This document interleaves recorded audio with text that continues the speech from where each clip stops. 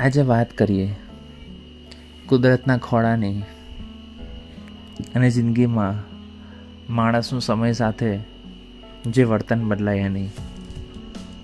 આ જગ્યા પર જ્યાં સુધી પાણીનો આવવાનો રસ્તો છે ત્યાં સુધી એટલા ભાગમાં લીલોતરી જોવા મળશે. કેમ કે ઝાડ છોડને જોઈએ શું? પાણી પડવાથી એનો વિકાસ થાય. માણસની જિંદગીમાં પણ એવું જ કંઈક છે. જ્યાં સુધી મતલબ છે, સ્વાર્થ છે, ત્યાં સુધી માણસની ખામી નહીં દેખાય. પણ જ્યારે મતલબ અને સ્વાર્થ બંને પૂરો થઈ જશે પછી એ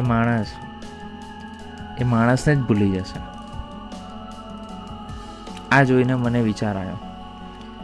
હવે બીજી બાજુ જોઈએ, જ્યાં પાણીનો રસ્તો બંધ થઈ જાય છે, સૂકી જમીન છે, ત્યાં આગળ જે નાના છોડ છે એની પરિસ્થિતિ જોઈએ તો સુકાઈ ગઈ છે.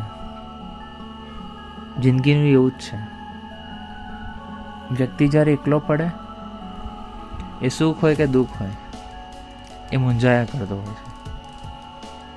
આજની વાત બસ ખાલી આ કુદરતી વાતાવરણ જોઈને યાદ આવી તો થયું કે શેર કરું. બાકી કુદરતની કરામત તો એ કુદરત જ જાણે. એમાં મારું તમારું કંઈ ના ચાલે. સાચું.